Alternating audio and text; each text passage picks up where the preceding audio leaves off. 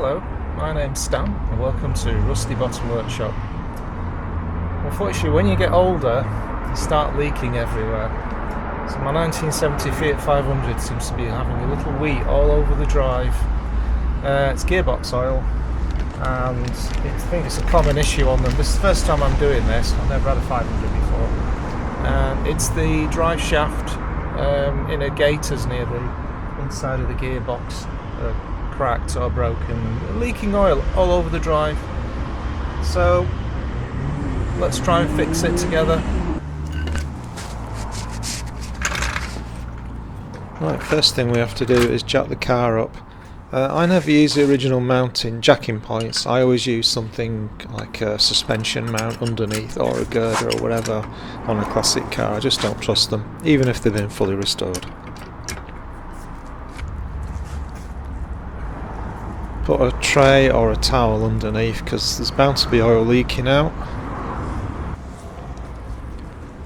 And Fiats are great because they just need a 17mm socket, and that undoes the single bolt in the middle that takes the hubcap off. That's a quick job to do.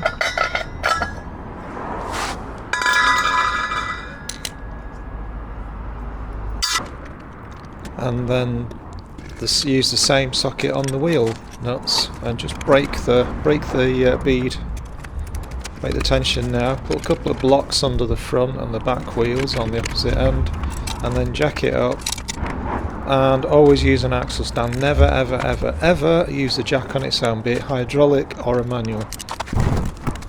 I'll speak from experience. Right, now you can loosen the rest of the bolts off the wheel, and then the wheel comes off. I love these wheels, they're really titchy. I think they're 12-inch. Right, once underneath, I'm not sure you can see very well on this image, but you will do later in the video. There are four 10mm nuts, bolts, that come off on the inner gate, on the inner boot, and on the outer one, which is also called the flexi joint, there are four 13mm bolts that come out as well. Right, so that's what it looks like on the inside. When you've taken that cover, that just slides off. And then that's the opposite side. Now, of course, first thing you do is on that side, just pull the shaft out a little bit, and then you have a little circlip, and that just pries off easily. There's supposed to be a spring in there as well, but I never found them on my car. I'm not sure it makes that much difference, but maybe order a set of little springs and circlips when you get them. So that's the casting on the flexi end, with a tiny rubber boot on the end of it to keep the dust out. And this is the actual rubber boot or gaiter that's leaking on mine. So you can see in the middle there's like a metal ring. It's got certain cutouts that fit into the slot in the gearbox. It only fits in one way. That's the bit usually that leaks. There's like a little plastic bearing in there or something, and that's gone.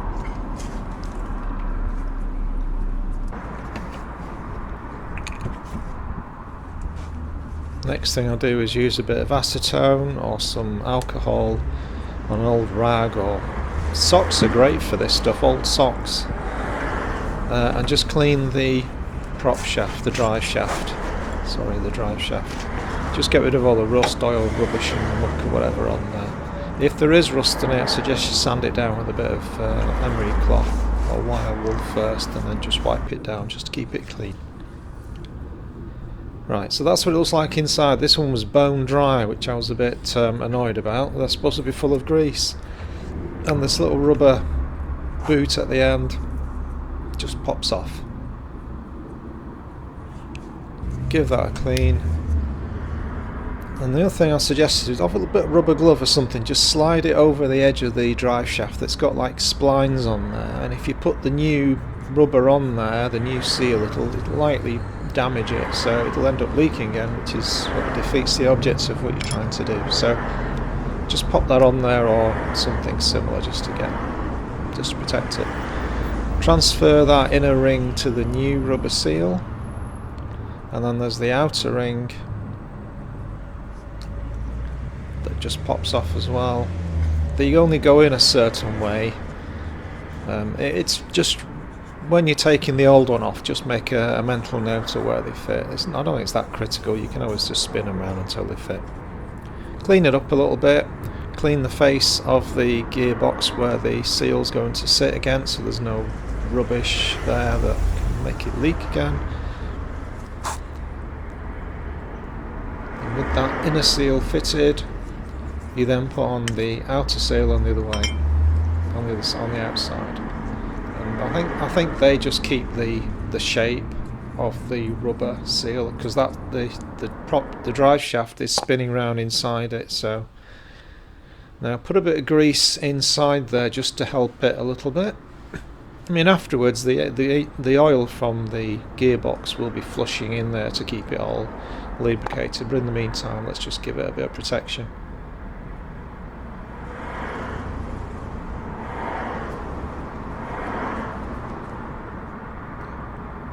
Right, and then that should just slide straight onto the prop shaft. I should have really put like a light in there or something, a reflector, to show you a little bit better, but hopefully you can see that. Later in the video you'll see how it's set up a lot clearer.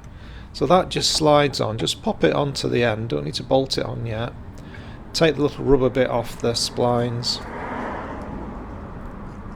and get your new little rubber boot on the end. Again, put some grease inside it. This one's not as critical because it doesn't spin round. And just slide that onto the drive shaft first, not onto the casting. I know all this because I did the other side first to make all my mistakes, and then I'm doing this side for the purpose of the video where I don't look like a complete lemon. Right, now put lots of grease inside this one, because this is the one that you want to make sure there's plenty of lubrication on the end of the shaft. This is the thing that flexes as your car goes up and down, so if you're going to get anywhere it's probably going to be at this end. I should have really ordered some springs, but I can maybe get some later on, and I think they just fit in there and they just keep the tension on the drive shaft, that's all they do. You can get all this from all the usual Fiat suppliers. I got my rubber boots and stuff from Auto Bella here in the UK. They've been really good. Not sponsored by them or anyone. Right, now hopefully you can see a bit better on here. Now it only really fits in, it locks in position, and don't forget the circlip, which I did forget on the other side, and when I was filming this I thought, I've just realised I've forgotten it, so I had to take the other side off and put the clip back on. So put the circlip on, and then slide that in. Now you might have to just pop it out of gear, just so you can turn the shaft a little bit so it all aligns, and then you just tighten up loosely the 13mm bolts on that side. They're quite long, and then on the inner gator you've got 4 little 10mm bolts as well with lock washers. Put those on. Right, so that's what it looks like. Now in this case one of them there was a hole and it wasn't fitting in, so I had to improvise and put bigger washers on those 2 bolts. Can you see that hole there that's got a missing 10mm bolt? I'm going to have to investigate that another time, but it hasn't leaked so far, so that's good. And then that's the outer end that's got the 4 13mm bolts. They're quite long, those. Make sure you've got spring or lock washers on them. Right, now you can jack the car up a little bit, so you can take the axle stand out, lower it down gently, and then tighten the 4 17mm bolts, wheel bolts back on.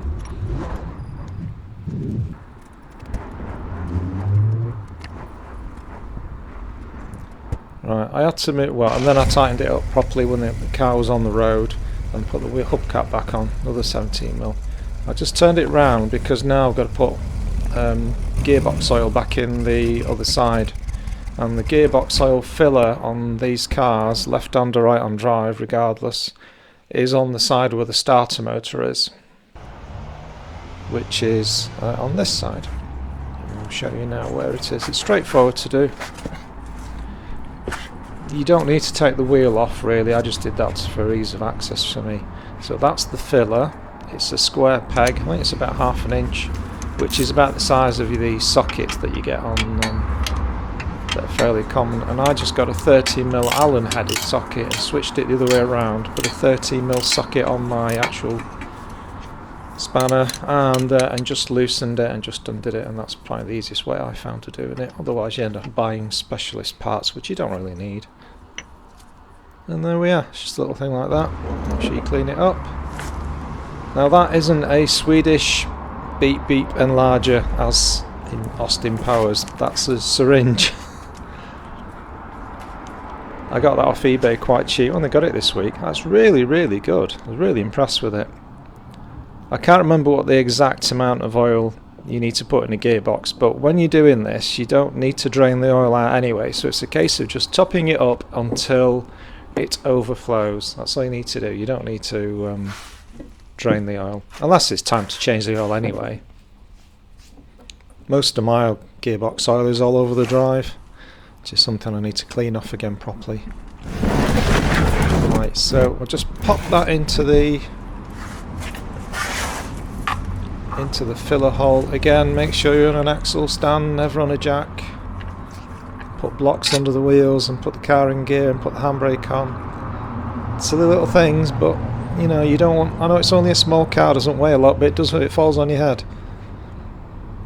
And somehow I managed to guess the right amount there, because just as I was finishing it started to pour out, so it starts to dribble out the side. Quickly put the filler back in. Notice the tray and the towel underneath to capture all of that. Now don't tighten it up so much, because it's soft metal, these gearboxes. You don't want to be ham-fisted, because you'll never get the damn thing off again, and the next thing you know you have to take the whole gearbox out and start rethreading and God knows whatever else. So just tight without being too tight. When you see your vein on your bottom of your wrist, that's tight enough. There we are. Give it a good clean underneath, so then you can tell if there are any leaks. And that was it. Thanks for watching. See you in the next one. Bye.